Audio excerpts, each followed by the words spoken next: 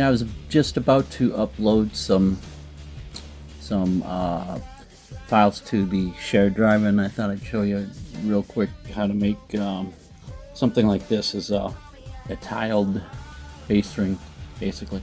So basically, I'm opening up a new file here, and we're gonna. I have a couple of preloaded guides that I'm going to use just so I can stay within the right sizes that I wanted to do. I'm going to put in. Whoops! I've changed the foreground to. There we go. There, that's better. So I'm just gonna quickly, basically just got this black background and the white underneath it. We don't really need that white, so get rid of that. So just open, I'm gonna open up these as guides. Okay, I just saved them, so.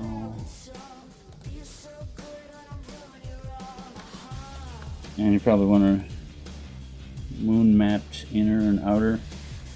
Okay, I'll explain that in a little bit because we're gonna do a display mode deal afterwards just to show you something cool.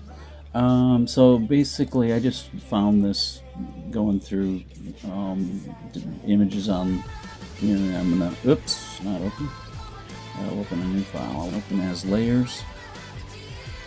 Tile, yeah, 1,000 by 1,000 pixels, and basically to get that to go all around the ring nice and evenly, I'm just going to deal with the very center set, or I guess you could pick this one or this one too if you want. It doesn't matter, they're the same. And I'm just going to get it right in the middle. You can either copy and paste it, or you can just take the selection and invert it and then delete everything else, and so that leaves you with just that. And so I'm going to reduce the outside. See, right now the whoop, I'm not sure what I did there, but that's strange. Okay, what did, oh, it's, okay, so select nothing. Alright. Okay, I'm not sure how I did that, but so as you see, the outside border of that tile now it includes what was once there. So if I just go into layer and crop to content, it'll bring it down to the actual border of the image. But I'm gonna increase it just a little bit because, well, otherwise it'll fall off the edge when I go. I distort it a little bit through lens distortion function. I'll show you that. So layer boundary size. I'm just gonna go a little bit to the width and a little to the height, and then center it. So that's a better. Resize it. Okay, so that's now the border, and I'll show you why I did that. Because again, let me put on those guides. So it's going to be the length of in between these two. So I'm going to just move this up. I move to, actually, let me put a guide in here so I know I'm right in the center. Go to image guides by % and vertical, but I think I'm going to put a horizontal as well, so then I know where I'm at as far as the sphere goes. As you can see, it's right in the middle right now. So if I'm just going to move that up manually like this, get up here. All right, so, and then center it again. So I want to make this so that it fits in between these two lines. So that's the border I'm shooting for. But I also want to make it look like it's you know, bending out like it would if this if the surface was curved outwards.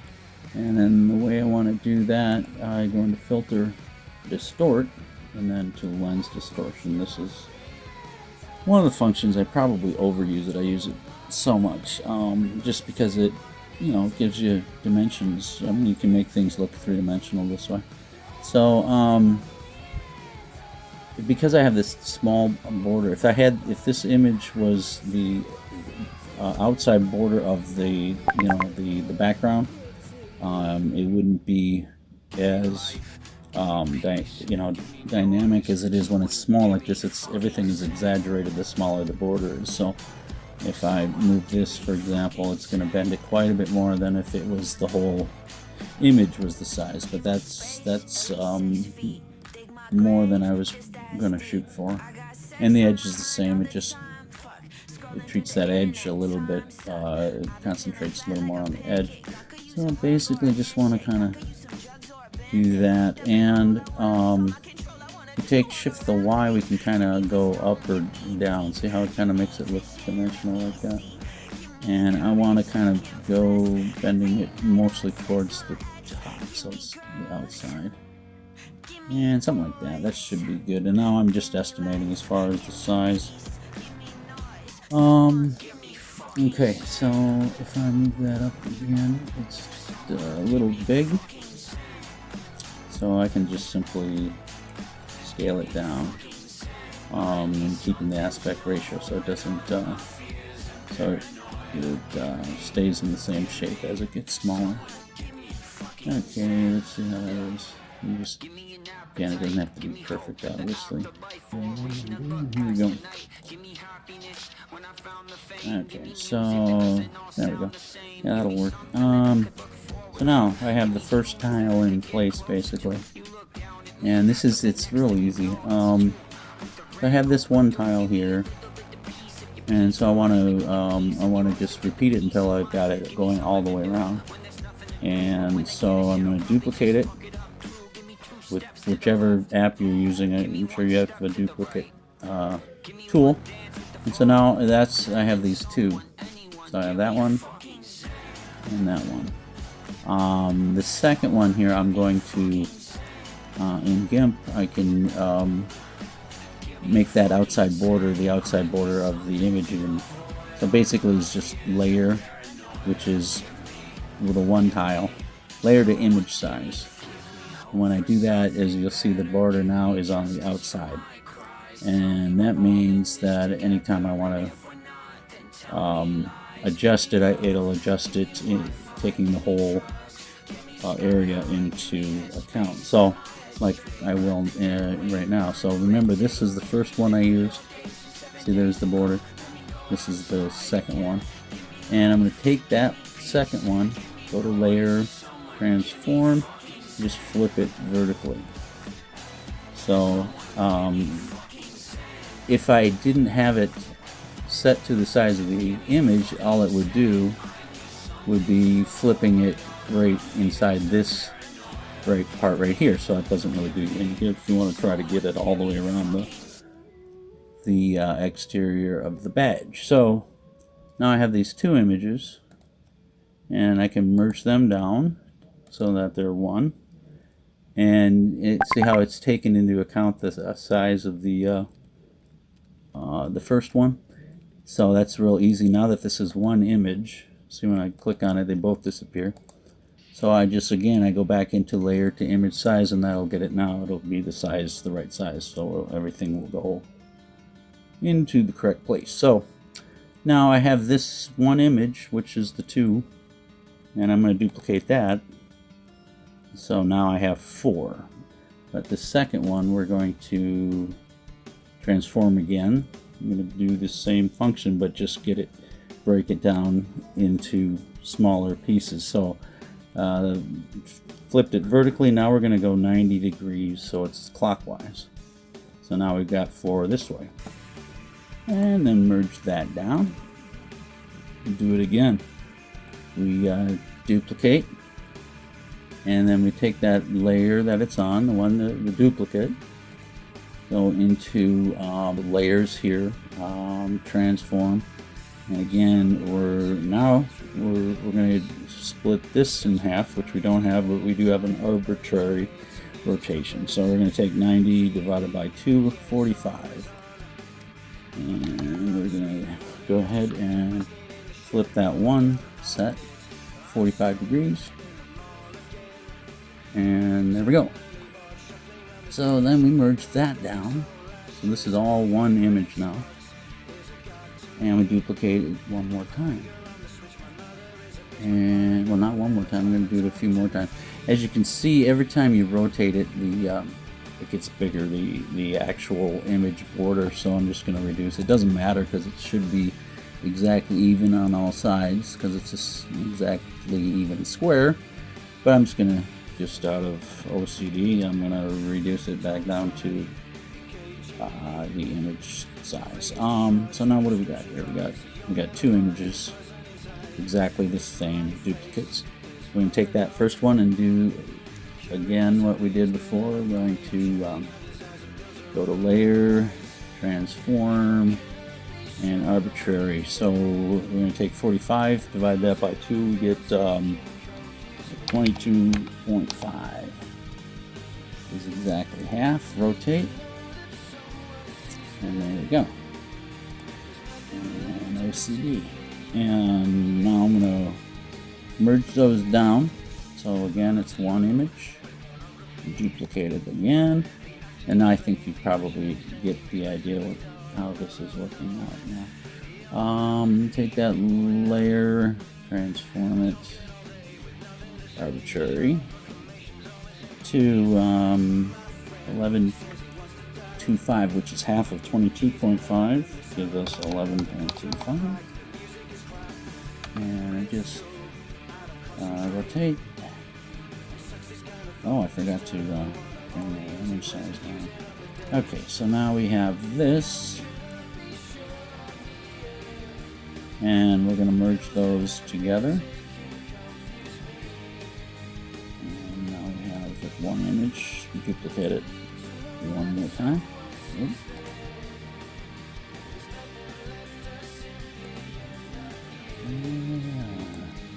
I missed that one too. Okay. So now we got the two. There's the same. I'm going to rotate again. Layer, transform, rotate, arbitrary. So now 11.25 divided by 2 is 5.625, although it only gives you two spaces after the decimal point. Okay, so 5.62 and rotate again. And now we're getting close. Alright, merge that down. So now we're going to do it yet again because we got gaps right here. Alright, take that layer, transform, arbitrary rotation. Half of 5.62 is 2.8125, but I can only go two places. Rotate, and that should do it and cover all the gaps. It has, yep. So now, as you can see, it gives you kind of a nice pattern, and if you do it right, these should, well, maybe the image wasn't 100% perfect. I don't know. I might, decimal places were correct, but this seems like it's a tiny bit smaller than this, but who really cares? It's pretty close. Nobody's going to care about that, obviously. Once I merge these down, then I will have one complete badge texture tile thing, whatever you want to call it. But so there you go. Now, let me center this up. Sorry, I don't know why that did that. Again, I have these guides here, and I call them strange things. Moon mapped inner guide. Alright, so if I just have that, that's the inner guide I was talking about.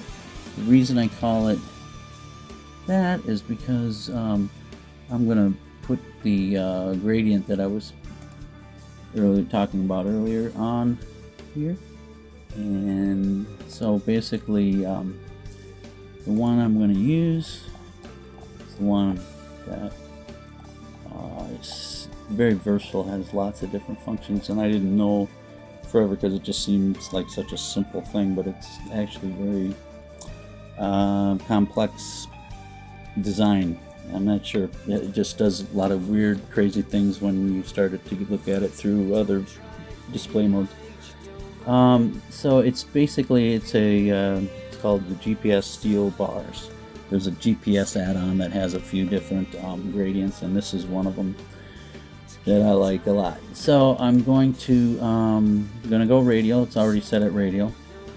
Now this is just a basic, like it says, it's a steel bar, and I'm going to start in the center and try to get it within those guides. And if I have it the offset set right, it will. I'll try to fill up this space here. Here I'm going to create a transparent layer to put this in.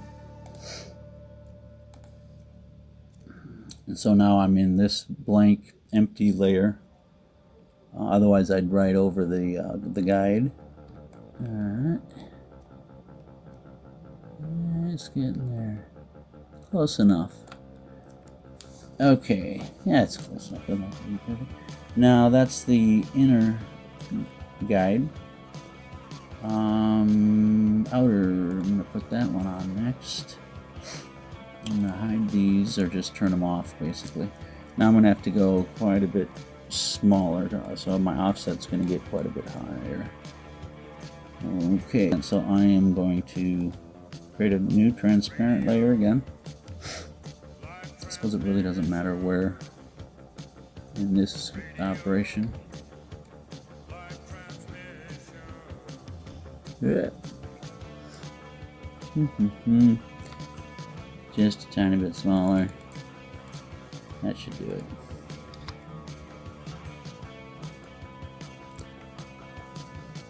Yeah, that's good enough. Alright, so again, yeah, the lower layer, this is why it's called moon mapped, because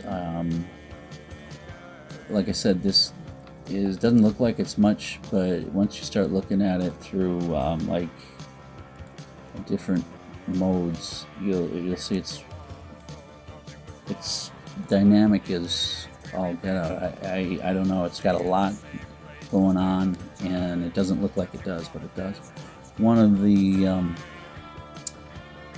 filters that it reacts to quite drastically in a good way, I think, is go through colors, and if you're going to map, go to alien map, and it just gives it this kind of this dark metal rich texture, and I don't even mess with any of this. I just like it the way the default is. Someday I'll look at that other stuff, but I have, and it usually seems to ruin it, but I'm going to do that on both of these. I guess I could just repeat alien map, or again go through color, map, alien map. Okay, now, yeah, alright, so, okay. So that is the reason for those two guides with a strange name. So I have a big one and a little one on the top.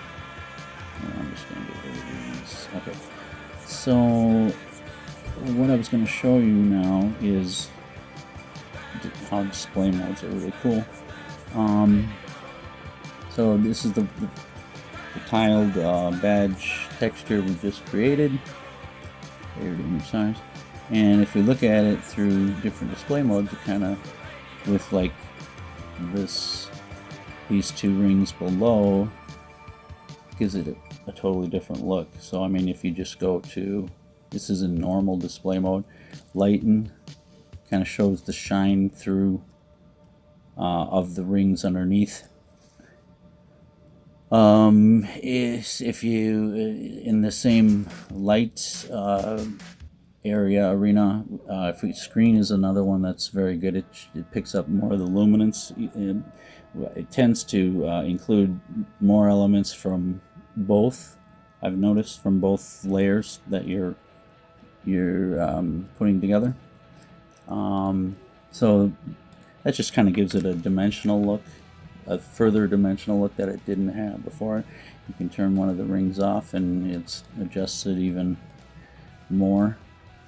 Going into the darker ranges, like if we hit darken only, gives it a completely different look. So again, this is darken only on this layer that looks like this normally. Normal and darken only. You can go even more in that same vein. Multiply gives it kind of a real dark look, but it's, it's an imp badge. Maybe that's what you need. Burn gets a little bit more than I would probably like, but you might like it. I don't know. Doesn't look too bad.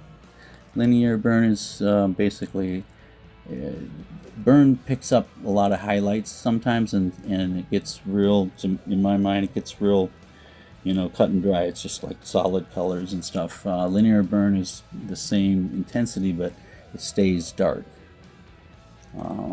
Overlay is one of the ones that I use the most. It kind of gives it just basically.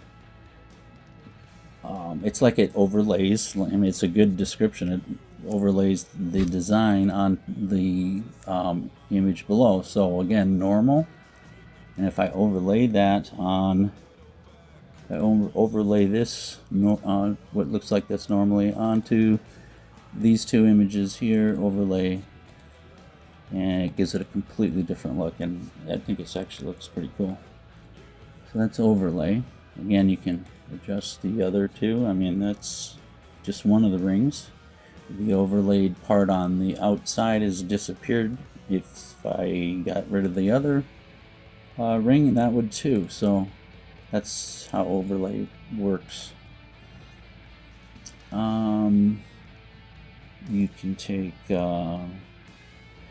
soft light is similar, very similar actually. Sometimes it's a little bit less intense than overlay.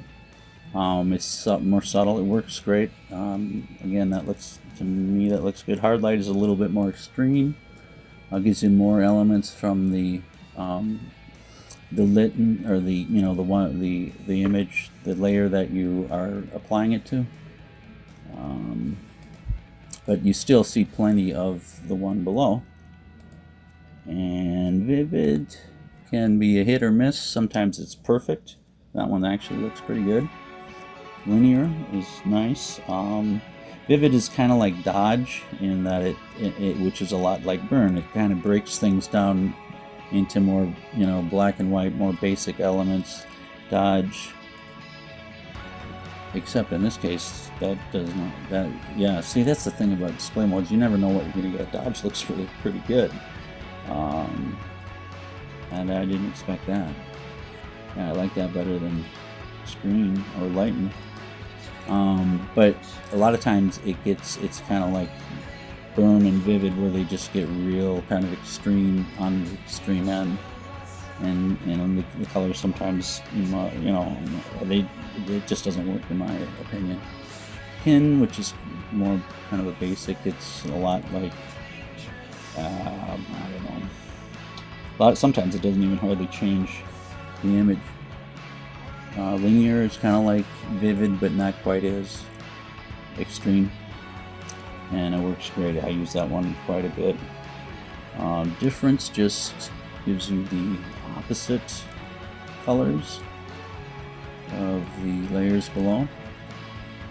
Sometimes it is really interesting what it does. Sometimes it's perfect, and you usually find those not expecting them. But most time, I find it doesn't work. The difference one. Exclusion is like difference, but it's a little lightened. It's a little bit more lightened elements. Green extract is interesting. Never know what you're gonna get. I don't know how to explain it. It's like difference.